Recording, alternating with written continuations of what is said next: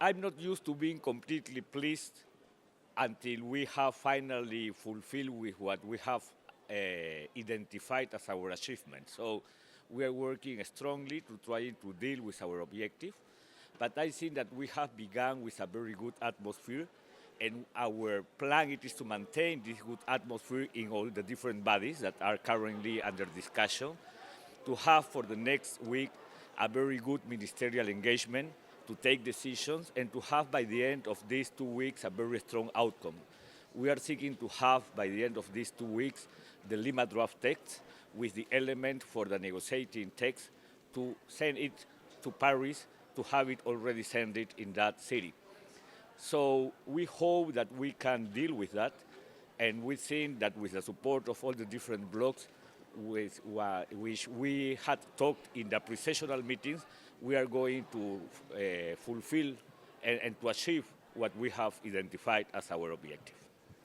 There seemed, post the New York summit and the US-China announcements in the EU, a tremendous amount of optimism coming into these talks, and perhaps it doesn't seem to have been replicated by some of the participants in the first few days. Why do you think that is? No, I think that it is completely true that we have received a lot of very good political signals. The EU Council decision on October 23rd, the joint announcement of China and the US, the first mobilization and capitalization of resources of the GCF, the IPCC report that has shown to us that there are political and policy options. Also, the good mood that New York has left to us made us able to say that we can deal with our objective. And I think that we have begun with a very smooth atmosphere. Still, I think that atmosphere is still in this venue, in these premises. So I'm completely sure that we maintain our enthusiasm and optimism to fulfill with our objective. In terms of what you want to hope to achieve from Lima, is it, do you want people to leave Lima knowing the world is on a trajectory to avoid 2 degrees, or is it more about some of the political signals coming from this conference? We want to leave Lima or this COP with the objective fulfilled to have this Lima draft text. But on the other hand, what we want to have as a very strong outcome in Lima, it is the ability of different actors and sectors to work together for the future. That is why we are organizing for the next week, for Thursday the 11th, this Lima Climate Action Agenda, in which we are going to put together state and non-state actors. We think that the future of the COP, it depends on the ability of the actors and sectors to work together in the same objective. We think that that will be a very strong outcome of Lima, and that will assure the future of this process. Even though we have already developed 19 COPs, mostly in an intergovernmental debate, what do we think it is that the future of the COP, it is to have more actors involving in this process. And that is why this is the first COP, for example, in which we have invited and put some facilities to have indigenous peoples discussing in the pavilion, in the country's pavilion. And also that is why we have created this space, this room called Voces por el Clima, or Voices for Climate, in which also there is a Maloca Indígena to have the indigenous people raising their voice. And we think that with that, Lima is assuring a more strong debate, a more strong position, a more strong mobilization of action, because what we need, it is action.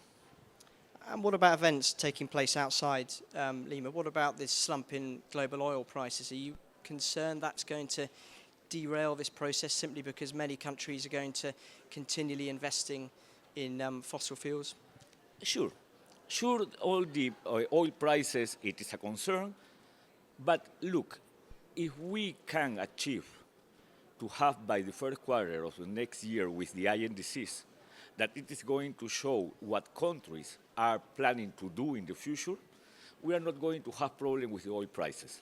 Because the INDCs, it is what countries, based on their domestic reality, have or can offer to the world to mitigate emissions. So that is why these INDCs are key in this process.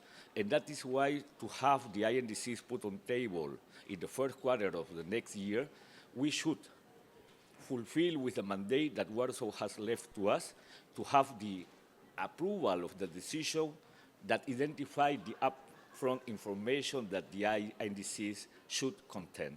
So obviously, there are a lot of geopolitical reasons, oil prices, wars, conflicts, earthquakes, many things that can affect, but if we really fulfill with the objective to have the INDCs, that is going to be a way to see exactly what the world can do for the future. In terms of Latin America, in these talks, it's quite a split continent in many respects. Some of the countries are parts of different partnerships. Do you see yourself as a man and a country who can perhaps help bridge those partnerships and bring together some of these groups which for so long have been on opposing sides? This is a very interesting process. You probably have already identified that in this process, the blocks that are used to negotiating are not exactly the same blocks that are used to negotiating some other topics, trade, economic, growing, among some others. The reason is that in the climate debate, the blocks are used to be conforming because of the needs, because of the expectation. And sure, we are not a hemisphere that are working together with some ideological perspective or with the same ideas. But in this case, and probably because this COP it is in Lima, we have already created a good Latin American and Caribbean atmosphere to identify some common needs. That is why, for example, with the support of ECLAC, CEPAL, we have begun to work in the adaptation agenda. And also, we have already begun to work with ACTO, with the Amazon Cooperation Treaty Organization countries, in trying to have a forestry statement. So there are many things that can create that bridges between the different Latin American countries. And I hope that after this, and for the next year in which Peru is going to be still the presidency of the COP, we can create more strong bridges between all the different Latin America and Caribbean countries. We are used to forgetting that we are also neighborhood of the Caribbean countries. So we should work together, not only Latin American, but also the Caribbean. Final question. What do you want the legacy of COP20 to be? A lot of things, but two things. For the world, we want to have the COP20 with a legacy of good atmosphere, agreements, decisions, solutions, and actions.